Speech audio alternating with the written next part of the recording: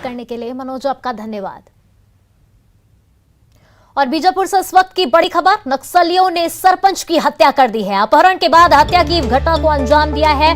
मृतक का नाम पतिराम कुडियम बताया जा रहा है। मोरमेड पंचायत का सरपंच था। मुखबिरी का आरोप लगाकर घटना को अंजाम दिया गया है। तो एक बार फिर नक्सलियों की काराना करतूत सामने आई है और ऐसे में देखा जा रहा है कि सरपंच पर मुखबिरी का आरोप लगाते हुए सरपंच को मौत के घाट उतार दिया गया। और दुर्ग से बड़ी खबर, महिला से गैंगरेप, होटल के कमरे में गैंगरेप की वारदात को अंजाम दिया गया है। कमरे में घुसकर 2 आरोपियों ने घटना को अंजाम दिया। पीड़ित की शिकायत पर एफआईआर दर्ज कराई गई है। मोहन नगर थाना इलाके की ये पूरी घटना बताई जा रही है।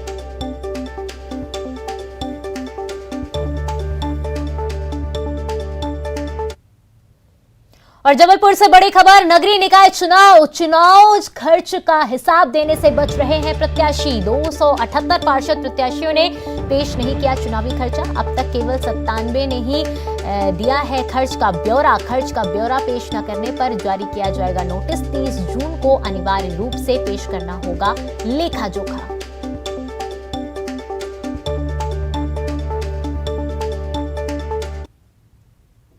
झाबुआ रतलाम सांसद गुमान सिंह डामोर को अपने गृह क्षेत्र के लोगों के विरोध का सामना करना पड़ा।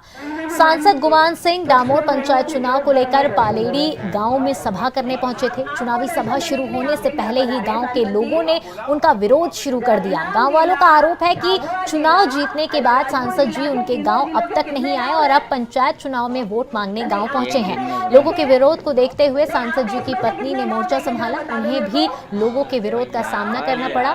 पालेड़ी गांव सांसद के गृह ग्राम उमरकोट से लगा हुआ है। इसी क्षेत्र के सांसद के भाई गजराज सिंह जनपद पंचायत रामा से वार्ड सदस्य का चुनाव लड़ रहे हैं। उन्हीं के प्रचार के लिए सांसद पलेड़ी गांव पहुंचे थे, जहां उनका विरोध हुआ।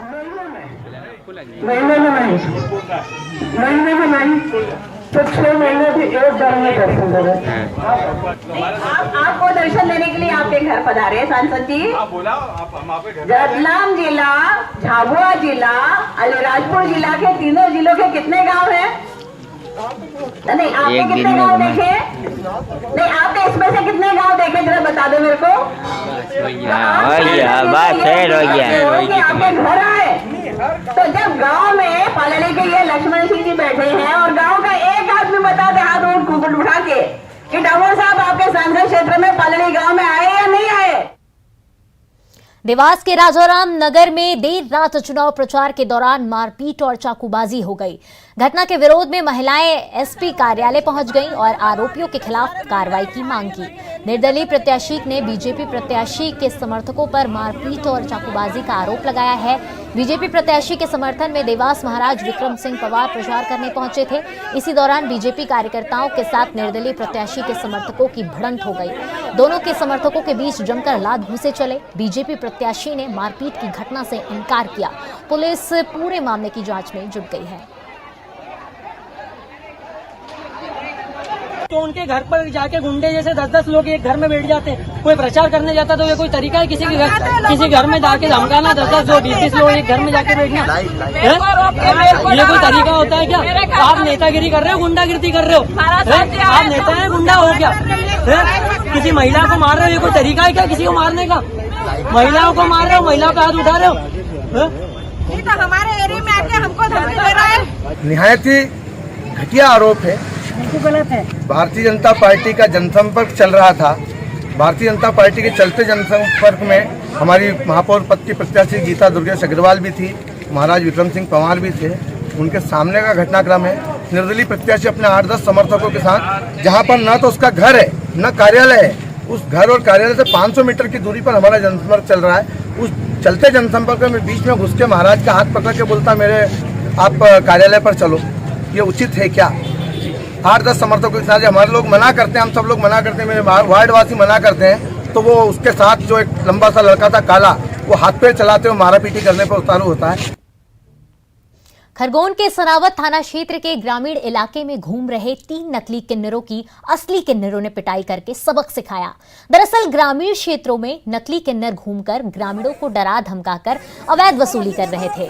ग्रामीणों की सूचना के बाद सनावत के असली किन्नरों ने पास में बड़ूद गांव पहुंचकर 3 नकली किन्नरों को धर दबोचा। बताया जा रहा है कि सताजना गांव में एक घर में घुसकर महिलाओं को अकेला देखकर डरा धमकाकर 10,000 रुपए लेकर नकली किन्नर फरार हो गए। बाद में पुलिस मौके पर पहुंची और सनावत थाने ले गई।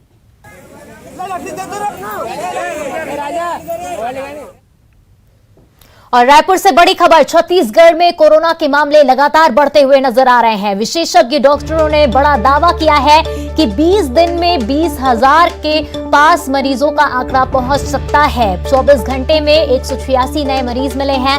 एक्टिव मरीजों की संख्या 851 हो गई है। दुर्ग में 47, रायपुर में 46, बेमेतरा में 14, बालोद में 16, बिलासपुर में 21 मरीज मिले हैं। वहीं 92 मरीज डिस्चार्ज हुए हैं।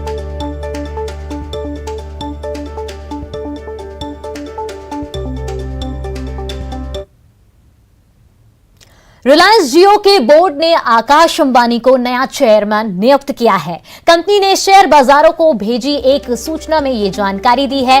कंपनी ने यह भी बताया है कि मुकेश अंबानी रिलायंस जियो के डायरेक्टर पद से हट गए हैं। रिलायंस जियो ने शेयर बाजारों को भेजी गई सूचना में बताया है कि 27 जून 2022 को हुई बैठक में बोर्ड ऑफ डायरेक्टर्स ने मुकेश अंबानी के डायरेक्टर पद के इस्तीफे से को स्वीकार कर लिया है। ये इस्तीफा सोमवार 27 जून को वर्किंग आवर खत्म होने के साथ प्रभावी हो गया है।